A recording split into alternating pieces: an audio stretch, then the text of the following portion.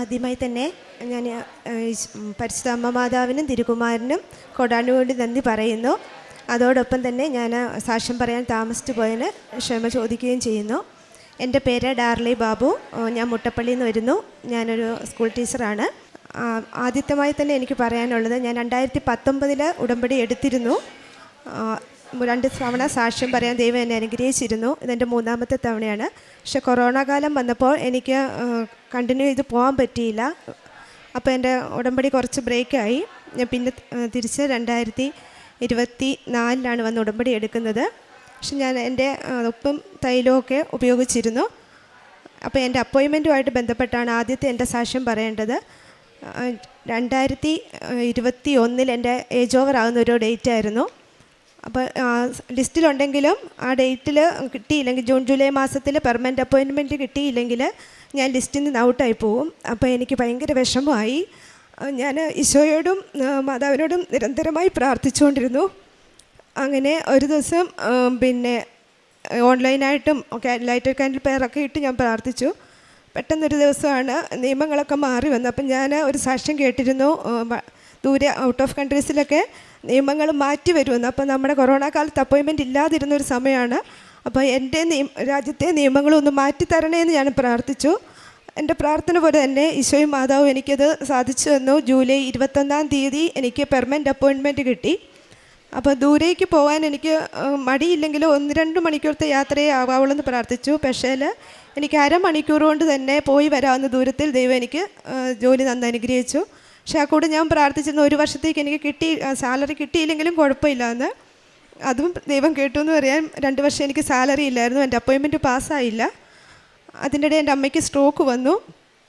സ്ട്രോക്കിൽ ഞങ്ങൾ പെട്ടെന്ന് ആശുപത്രി ചെന്നപ്പം പറഞ്ഞത് ഓപ്പറേഷൻ വേണമെന്നാണ്, ബ്ലീഡിങ് ഉണ്ട്. അപ്പം അതുകൊണ്ട് പിന്നെ ആ സമയത്തെല്ലാം 4 ദിവസം ICUലാണ്. ഞങ്ങൾ ഈശോയുടെയും മാതാവിനോടും പ്രാർത്ഥിച്ച് എന്നും ഉപ്പും തൈലവും നൽകി. 4ാമത്തെ ദിവസം എൻ്റെ അമ്മ പറഞ്ഞു, എൻ്റെ തലയ്ക്ക് മുകളിൽ ഒരു സുന്ദരിയായ സ്ത്രീ വന്ന് നിൽക്കുന്നു, ഒരു നേഴ്സ് നിൽക്കുന്നു എന്ന്. അന്നാണ് എൻ്റെ അമ്മ ആദ്യമായി കണ്ണ് തുറന്നതും അത്യാവശ്യം സംസാരിച്ചു തുടങ്ങിയതും. ആ വൈകുന്നേരം ഡോക്ടർ ഞങ്ങളെ വിളിച്ചിട്ട് പറഞ്ഞു, ബ്ലീഡിങ് കുറവുണ്ട്, ഓപ്പറേഷൻ വേണ്ട, റൂമിലേക്ക് മാറ്റാമെന്ന്.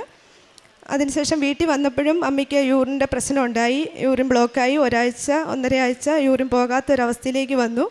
ആ രാത്രി ഞങ്ങൾ ഉപവാസം ഇരുന്ന് കരഞ്ഞു പ്രാർത്ഥിച്ച്, BP ഷുഗറൊക്കെ ഉള്ളതാണ്. അപ്പോൾ ഉപ്പൊന്നും കൊടുക്കല്ലെന്നാണ്. രണ്ടും കൽപ്പിച്ച് തന്നെ മാതാവിൻ്റെ ഉപ്പല്ലേ എന്ന് പറഞ്ഞ് തന്നെ ഞങ്ങൾ ഉപ്പും തൈലവും കൊടുത്തു, വെള്ളത്തിൽ ഇട്ട്. അന്ന് വൈകുന്നേരം രാത്രിയാണ്, വെളുപ്പ് കൂട്ടിയുള്ള സമയം 3:30 ആയപ്പോൾ അമ്മയുടെ യൂറിൻ പോയി. അന്ന് തൊട്ട് ഇന്ന് വരെ അമ്മയ്ക്ക് യൂറിൻ പ്രശ്നം ഉണ്ടായിട്ടില്ല. അത് കഴിഞ്ഞ് സ്ഥിരമായിട്ട് വീഴും. സ്ട്രോക്കാണ്. ബ്രെയിൻ ട്യൂമറിൻ്റെ ഓപ്പറേഷൻ കഴിഞ്ഞ് 15 വർഷമായിട്ട് അതേ പ്ലേസിൽ തന്നെയാണ് സ്ട്രോക്ക് ഉണ്ടായത്. അപ്പം സ്ഥിരമായിട്ട് വീഴുമായിരുന്നു. അപ്പോൾ ഒരു ദിവസം, ഒരു മെയ് മാസം, ഒരു 6-7 മാസം ഇങ്ങനെ കടന്നു പോയി കഴിഞ്ഞപ്പോൾ ശക്തമായ വീഴ്ചയാണ്. ഭിത്തിക്കെട്ടൊക്കെ അടിച്ചാണ് വീഴുന്നത്. അപ്പോൾ ഞങ്ങളിവിടെ അമ്മയെ കൊണ്ടുവന്നു. അപ്പം 3ാമത്തെ ടോക്കൺ വെച്ച് അച്ഛനെ കാണാനുള്ളൊരു അനുഗ്രഹം ഉണ്ടായി. അച്ഛൻ തലയിൽ കൈവച്ച് പ്രാർത്ഥിച്ചു. അതിന് ശേഷം ഇപ്പോൾ 8 മാസമായി എൻ്റെ അമ്മ വീണിട്ടില്ല. അമ്മ പറയുന്നത്, വീഴാൻ പോകുമ്പം ആരും എൻ്റെ കൈക്ക് പിടിക്കുന്നു എന്നാണ്. ശക്തമായ ഒരു കാര്യങ്ങൾ പിടിക്കുന്നു എന്ന് പറയാറുണ്ട്. ഇന്ന് വരെ വീണിട്ടില്ല. അതോടൊപ്പം തന്നെ ഞങ്ങൾക്ക് ഭയങ്കര ആഗ്രഹമായിരുന്നു കാഞ്ഞിരപ്പള്ളി അഗരപ്പള്ളി അവിടെ ഒരു സ്ഥലം കിട്ടുക എന്നുള്ളത്. മാതാവിൻ്റെ പള്ളിയാണ്. എൻ്റെ അടുത്തൊരു സ്ഥലം വാങ്ങുക എന്നുള്ളത്. സാമ്പത്തികപരമായി ഞങ്ങൾക്ക് അങ്ങനെ വാങ്ങാൻ പറ്റുന്നൊരവസ്ഥയല്ല. പക്ഷേ അഖണ്ഡജപമാല റാലി ഞങ്ങൾ വന്നു കൂടി. ഞാനും ചേച്ചിയും കൂടിയാണ് വന്നേ. ആ വർഷം തന്നെ മെയ് മാസം ഞങ്ങൾക്ക് അവിടെ 5 സെൻറ്റ് സ്ഥലം എനിക്ക് സ്വന്തമായിട്ട് വാങ്ങാൻ പറ്റി.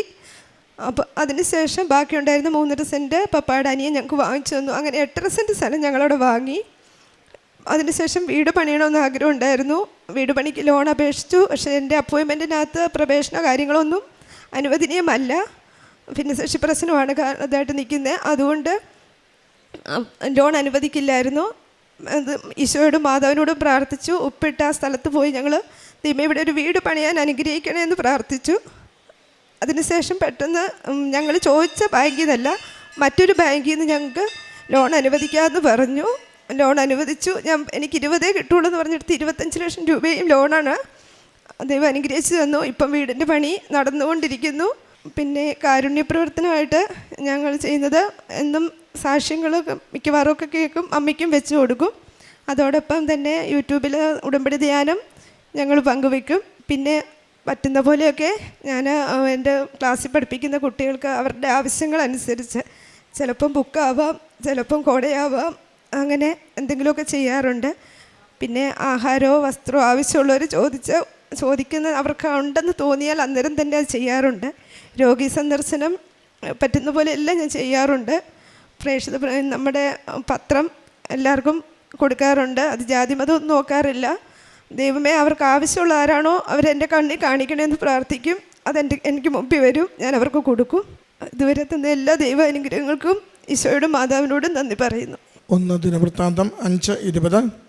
ദൈവത്തിൽ വിശ്വാസമർപ്പിക്കുകയും അവിടുത്തെ വിളിച്ചപേക്ഷിക്കുകയും ചെയ്തപ്പോൾ അവിടുന്ന് അവരുടെ പ്രാർത്ഥന കേട്ടു. ഡാർലി ബാബു എന്ന ഈ മകൾ തൻ്റെ മരിയൻ ഉടമ്പടി ജീവിതാനുഭവങ്ങളെയാണ് നമ്മോട് ഈ അൾത്താരയിൽ പങ്കുവച്ചത്. കഴിഞ്ഞ 6 വർഷത്തോളമായി പരിശുദ്ധ കൃപാസന മാതാവിൻ്റെ തിരുനടയിൽ ഉടമ്പടി എടുത്ത് ജീവിക്കുകയും ഇടയ്ക്ക് ഉഴപ്പിപ്പോയാലും ജീവിതം ഒരു പ്രതിസന്ധിയിലെത്തുമ്പോൾ മടങ്ങിയെത്തി കൂടുതൽ വിശ്വാസത്തോടും തിഷ്ഠതയോടും തന്നെയും കുടുംബത്തെയും അമ്മയുടെ കരങ്ങളിൽ ഏൽപ്പിച്ചു കൊടുത്തുകൊണ്ട് ഉടമ്പടി പുതുക്കിയും ഉടമ്പടി ജീവിച്ചും മകളെ അമ്മയുടെ സംരക്ഷണം എത്രത്തോളം വലുതെന്ന് ഈ അൾത്താരയിൽ പങ്കുവയ്ക്കുകയാണ്. ആദ്യത്തത് മകളുടെ ജോലി സംബന്ധമായ നിയോഗം തന്നെയായിരുന്നു. ഏജ് ഓവർ ആകുന്നു, ഒത്തിരി സാങ്കേതിക തടസ്സങ്ങളും ഗവൺമെൻറ് തടസ്സങ്ങളും വരുന്നു.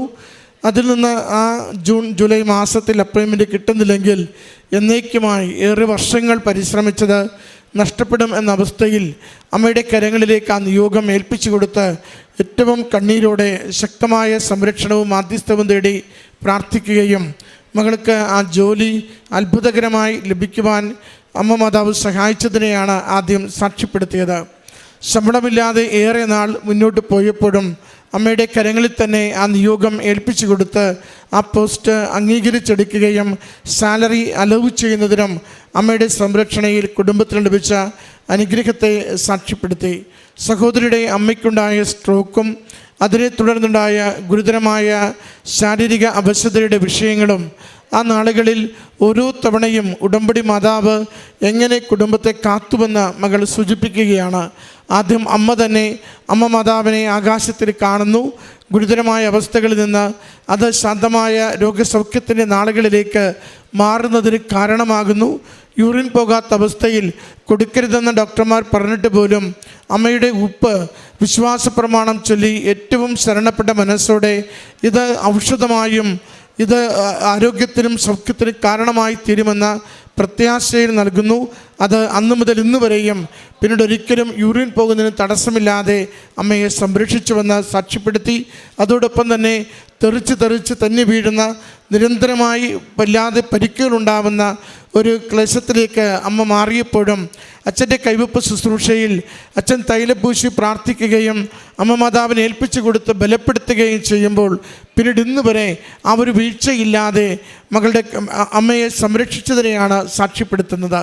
അതോടൊപ്പം തന്നെ ഇത്തിരി വസ്തു വാങ്ങുവാൻ വേണ്ടി ആഗ്രഹിച്ചതും പല വിധത്തിൽ അമ്മ മാതാവ് ക്രമീകരിച്ചു കൊടുത്ത് സ്വന്തമാക്കുവാൻ സഹായിച്ചതിനെയും സാക്ഷ്യപ്പെടുത്തി. പ്രിയമുള്ളവരെ, ഏറെ ക്ലേശകരമെന്ന് കരുതിയ ഓരോ വിഷയത്തിന്മേലും ആ ഭാരങ്ങൾ ഓരോന്നും ലഘൂകരിച്ചു കൊടുത്ത് സൗഖ്യത്തിൻ്റെ മേഖലകളിൽ സൗഖ്യം കൊടുത്തുകൊണ്ട് അമ്മയും ഈശോയും ഈ കുടുംബത്തെ സഹായിച്ചതിനെയും നയിച്ചതിനെയുമാണ് ഈ അൾത്താരയിൽ സാക്ഷ്യപ്പെടുത്തിയത്. മകളുടെ ജീവിതത്തിന് അസാധ്യമെന്ന് കരുതിയ ജോലി അമ്മ മാതാവ് സമയച്ചുരുക്കത്തിൻ്റെ അമ്മ ആ ഒത്തിരി PWD കാറ്റഗറി വിഷയങ്ങൾ ഉണ്ടായിരുന്നിട്ട് കൂടിയും മകൾക്ക് ജോലി അനുവദിച്ചു കൊടുത്തുകൊണ്ട് ആ പ്രശ്നങ്ങൾ പരിഹരിക്കുകയും സുരക്ഷിതമാക്കുകയും ചെയ്തു. അമ്മയുടെ രോഗദുരിതങ്ങൾ ഏറെ ക്ലേശപൂർണമായിരുന്നെങ്കിൽ കൂടിയും അതിൻ്റെ ഓരോ സമയത്തും അമ്മ മാതാവിൻ്റെ സംരക്ഷണം നൽകിക്കൊണ്ട് ആശ്വാസം പകർന്ന് അമ്മയെ ശുശ്രൂഷിക്കുവാൻ പറ്റുന്ന വിധത്തിൽ ഈ കുടുംബത്തിന് നൽകിയതിനെ സാക്ഷ്യപ്പെടുത്തി. അതോടൊപ്പം തന്നെ ഒരു ഇത്തിരി മണ്ണിന് വേണ്ടി ആഗ്രഹിച്ച് അതിൻ്റെ മാതാവിൻ്റെ തിരുനടയിൽ മാതാവിൻ്റെ മണ്ണിൽ ഇത്തിരി മണ്ണ് വേണമെന്ന ആഗ്രഹത്തോടു കൂടി പ്രാർത്ഥിച്ചതും തക്ക സമയത്ത് അമ്മ മാതാവ് സാമ്പത്തിക മേഖലകളെ ക്രമപ്പെടുത്തി ഇത്തിരി മണ്ണ് അത് ലോൺ വഴി എടുക്കുവാനുള്ള വഴികൾ തുറന്നു കൊടുത്തതിനെയും മകൾ സാക്ഷ്യപ്പെടുത്തി. നമ്മുടെ ജീവിതത്തിൻ്റെ വിഷയങ്ങൾ എന്തു തന്നെയാവട്ടെ, എത്ര എളിമയിലും സ്നേഹത്തിലും അമ്മയുടെ കരങ്ങളിലേക്ക് ജീവിത പ്രശ്നങ്ങൾ ഏൽപ്പിച്ചു കൊടുക്കുവാൻ നമുക്ക് സാധിക്കുന്നു. ഉടമ്പടി അനുഗ്രഹത്തിൻ്റെ ദൈവിക പദ്ധതി എന്ന ഉറപ്പോടുകൂടി വിശ്വസ്തതയിൽ അത് പാലിക്കുവാൻ ജീവിക്കുവാൻ നമ്മൾ ശ്രമിക്കുന്നു. അതുമാത്രം മതി ദൈവാനുഗ്രഹം കൂടെ നിന്ന് നമ്മുടെ ജീവിതത്തെ സുരക്ഷിതമാക്കുന്നത് അനുഭവിക്കുന്നതിന്. അതുകൊണ്ട് ഉടമ്പടി നമുക്ക് ഭാരപ്പെട്ടൊരു ജീവിത രീതിയല്ല. ഉടമ്പടി നമുക്ക് ദൈവാനുഗ്രഹത്തെ സമയച്ചുരുക്കത്തെ നമ്മോട് ചേർത്ത് പിടിക്കുന്ന അമ്മ മാതാവിൻ്റെ ശക്തമായ ഇടപെടലിൻ്റെ ജീവിത രീതിയാണ്. അതുകൊണ്ട് അമ്മയുടെ കരങ്ങളിൽ ജീവിതത്തെ ഏൽപ്പിക്കാം. അമ്മയിൽ ആശ്രയിച്ച് ജീവിതത്തിൻ്റെ രീതികളെ പുതുക്കാം. അമ്മ നമുക്ക് വേണ്ടി തിരുക്കുമാരനോട് ഏത് വിഷയത്തിലും തീരുമാനമെടുത്തു തരുവാൻ പറയുകയും പ്രാർത്ഥിക്കുകയും നടപ്പിൽ വരുത്തുകയും ചെയ്യും. അമ്മ മാതാവിലൂടെ ഈ കുടുംബത്തിൽ ലഭിച്ച ഈ അനുഗ്രഹങ്ങൾക്ക് നന്ദി പറഞ്ഞുകൊണ്ട് കരങ്ങളടിച്ച് ഈ സാക്ഷ്യം നമുക്ക് സമർപ്പിക്കാം. അത്യപൂർവ ദൈവാനുഭവങ്ങൾ ഇനി നിങ്ങൾക്കും സ്വന്തം.